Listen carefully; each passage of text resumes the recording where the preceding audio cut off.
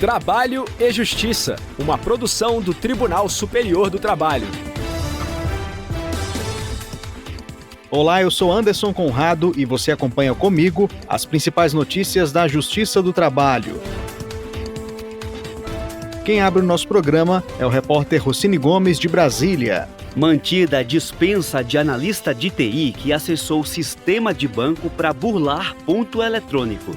Em nosso giro pelos regionais, o repórter Petros Farias traz informações diretamente do Tribunal Regional do Trabalho da Terceira Região, em Minas Gerais. Rede de drogarias deve pagar em dobro os dias trabalhados por empregada que não teve folga quinzenal aos domingos.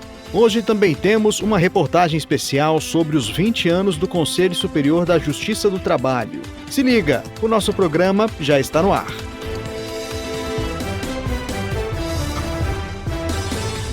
A segunda turma do Tribunal Superior do Trabalho manteve a decisão de rejeitar o recurso de um analista de TI do Banco do Brasil, dispensado por justa causa, por burlar o sistema de ponto eletrônico. Ao julgar embargos de declaração do trabalhador, o colegiado não verificou nenhuma omissão na decisão que justificasse o reexame do caso. O repórter Rossini Gomes acompanhou o julgamento e tem mais informações. O analista trabalhou no Banco do Brasil de 2001 a 2013. Ele foi dispensado por justa causa após procedimento administrativo que constatou fraude no controle de ponto eletrônico. Na Justiça, buscando ser reintegrado, alegou, entre outros aspectos, falta de imediatidade na punição, aplicada 1 ano e 8 meses depois dos fatos. Em defesa, o banco argumentou que foram constatados 42 registros de entrada ou saída incompatíveis com a entrada física nas catracas do local de trabalho. Além disso, a ação disciplinar apurou que o empregado tinha acesso via celular particular ao sistema do banco de forma remota. Ele teria usado a rede de comunicação virtual VPN indevidamente para burlar a jornada. O Juízo de Primeiro Grau e o Tribunal Regional do Trabalho da 10ª Região, que abrange o Distrito Federal e o Tocantins, negaram os pedidos do empregado. O TRT considerou que o procedimento administrativo foi regular e que a conduta do bancário foi grave o suficiente para comprometer a confiança necessária à manutenção da relação de trabalho. Também concluiu ter sido razoável o tempo decorrido até a dispensa. A fraude foi constatada entre novembro de 2011 e fevereiro de 2012, a apuração ocorreu de abril a julho de 2013 e a dispensa foi feita em outubro do mesmo ano. A investigação envolveu a conferência com os registros das catracas, imagens do circuito fechado de televisão e informações dos terminais das entradas e saídas. Em 2023, a segunda turma do Tribunal Superior do Trabalho rejeitou o exame do recurso de revista do analista. Segundo o colegiado, a penalidade estava fundamentada em provas robustas, sobre as quais ele teve a oportunidade de se manifestar em todas as fases do processo. Dessa forma, não cabe ao TST reexaminar fatos e provas. Por último, o analista apresentou embargos de declaração, sustentando que a turma não teria se manifestado sobre a ausência de imediatidade e a caracterização de perdão tácito. Mas o entendimento unânime foi o de que não houve omissão, isso porque a decisão evidenciou os motivos que justificaram o não conhecimento do recurso de revista. Giro pela Justiça do Trabalho. Uma rede de drogarias foi condenada a pagar em dobro os domingos trabalhados por uma ex-empregada. Para a 7ª turma do Tribunal Regional do Trabalho da Terceira Região, em Minas Gerais, a empresa desrespeitou a folga quinzenal prevista no artigo 386 da Consolidação das Leis do Trabalho. O repórter Petros Farias conta os detalhes do caso pra gente. Esse dispositivo, que protege o trabalho da mulher, prevê que, caso haja trabalho aos domingos, deve ser organizada uma escala de revezamento quinzenal para favorecer o repouso nesses dias. A empregadora apresentou defesa, mas a desembargadora relatora da 7ª turma do TRT-MG, Sabrina de Faria Froes Leão, observou que o artigo 386 da CLT foi realmente desrespeitado neste caso. A julgadora reforçou que o trabalho da mulher aos domingos deve ser organizado em escala de revezamento quinzenal, de forma a favorecer o convívio social e familiar. prejudicado com o acúmulo de tarefas durante a semana de trabalho.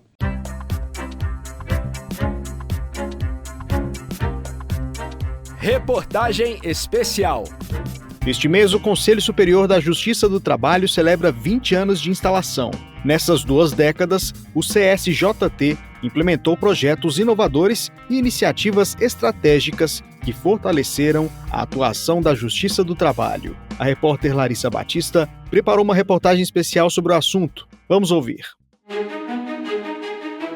Há 20 anos, um novo capítulo foi escrito na história da Justiça do Trabalho. Em junho de 2005, houve a instalação de um órgão que possuía diferentes missões: unir, modernizar e fortalecer o funcionamento do Judiciário Trabalhista brasileiro. Eu estou falando do Conselho Superior da Justiça do Trabalho.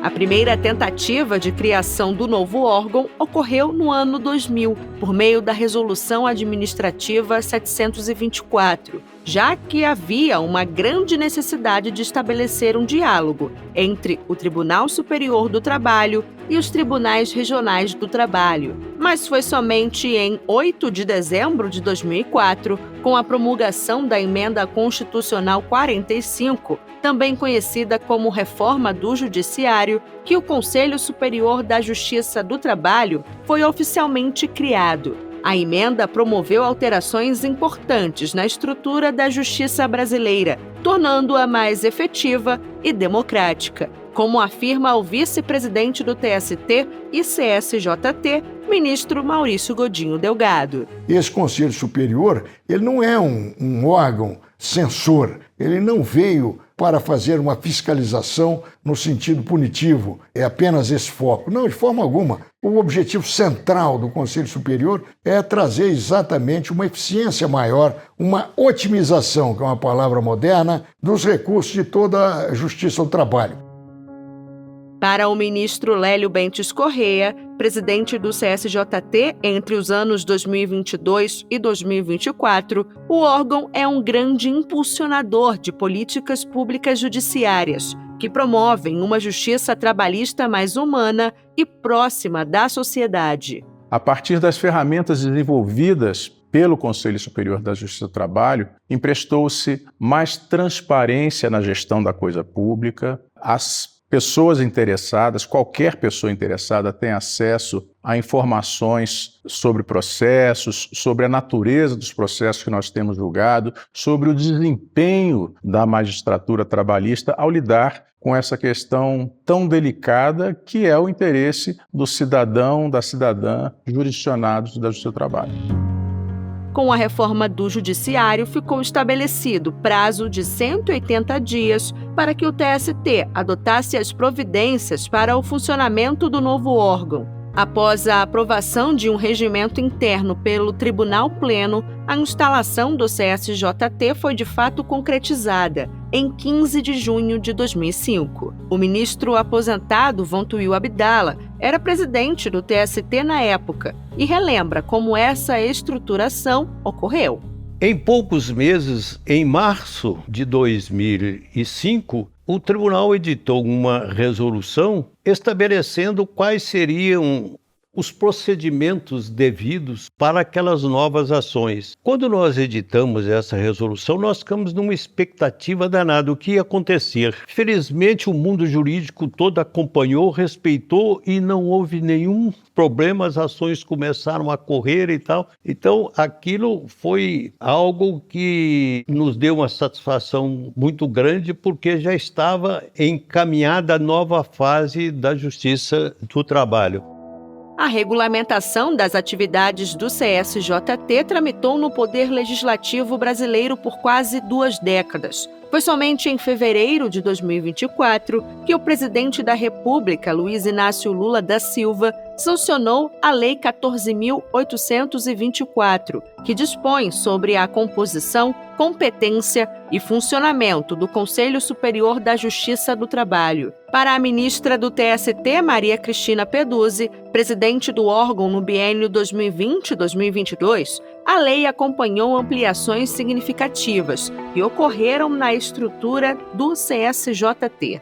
Nós precisamos observar que o tempo ele foi muito profícuo no que diz com o Conselho, com as atividades, com a normatização do Conselho Superior da Justiça do Trabalho. Quando ele foi criado e passou a ser um órgão do Poder Judiciário, pela emenda constitucional número 45 de 2004, a Constituição diz que ele será disciplinado as suas atividades por lei. Então, esta lei que foi editada no ano passado, em 2024, ela hoje teve um tempo de maturação suficiente para compreender a evolução das nossas atividades, das atividades do Conselho nesse período, e ela fortaleceu as atividades do Conselho, as competências do Conselho Superior da Justiça do Trabalho, de uma forma, assim, muito importante. Tanto que o regimento foi refeito, tem resoluções posteriores, recentíssimas, que examinam todas estas ampliações que vieram com a lei. Hoje, o CSJT é composto pelo presidente e vice-presidente do Tribunal Superior do Trabalho, pelo Corregedor-Geral da Justiça do Trabalho, além de 3 ministros eleitos pelo Pleno do TST. A composição fica completa com 5 presidentes de tribunais regionais do trabalho, cada um representando uma das 5 regiões geográficas do país, além de um juiz ou juíza do trabalho. Atualmente, as reuniões são mensais na sede do TST. Durante essas 2 décadas de história, o CSJT elaborou projetos e sistemas que facilitam o acesso à justiça trabalhista, promovem e garantem a sua função constitucional de conciliar e de julgar as ações judiciais. Mas não só isso. O órgão também está atento a políticas específicas que cumprem função social e tecnológica, como explica o secretário-geral do CSJT, juiz do trabalho, Braulio Guzmão. Nós identificamos nesse último ano que a inteligência artificial generativa ela veio com muita força, e ela está provocando uma mudança muito grande na sociedade. E avaliamos que era interessante estudarmos essa tecnologia e verificar o quanto ela poderia nos beneficiar, para a gente melhorar a qualidade do trabalho. E aí, com isso, surgiu o projeto do ChatJT no segundo semestre do ano passado, e o ministro Aloysio, na sua gestão, ele abraçou o projeto, incentivou o projeto e permitiu que nós fizéssemos o lançamento dele. Ele próprio fez isso na sessão do órgão especial do Tribunal Superior do Trabalho no início do ano judiciário de 2025. Melhorias na prestação jurisdicional, cortes orçamentários, a pandemia de Covid-19 e novas tecnologias foram alguns desafios enfrentados pelo Conselho Superior da Justiça do Trabalho durante esses 20 anos de existência. Graças à atuação unificada e de qualidade, o órgão desenhou novas rotas e deu continuidade aos seus antigos e novos objetivos. O presidente do TST e do CSJT, ministro Aloysio Correia da Veiga, ressalta que a criação e o aperfeiçoamento do CSJT estão alinhados a uma missão da Justiça do Trabalho, de promover uma sociedade mais justa e digna. É preciso que nós estejamos atentos às mudanças, porque a vida ela é uma mudança permanente. E essa mudança tem que ser para melhor. Então, as experiências que nós estamos vivendo, que sejam naturalmente inspiração para que haja o aprimoramento cada vez maior do sistema de justiça, sobretudo na área do direito do trabalho. Que nós tenhamos a possibilidade de poder oferecer à sociedade um sistema de justiça que seja equilibrado, justo, igualitário e que tenha, vamos dizer assim, atualidade na solução dos conflitos. E os tribunais cada vez mais aperfeiçoados para essa finalidade.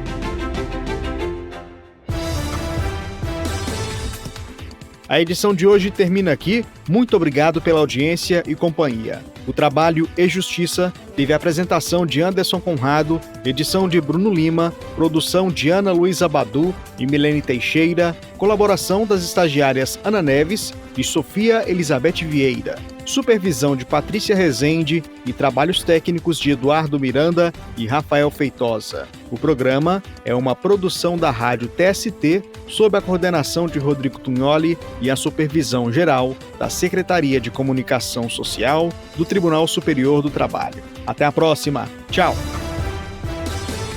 Trabalho e Justiça, uma produção do Tribunal Superior do Trabalho.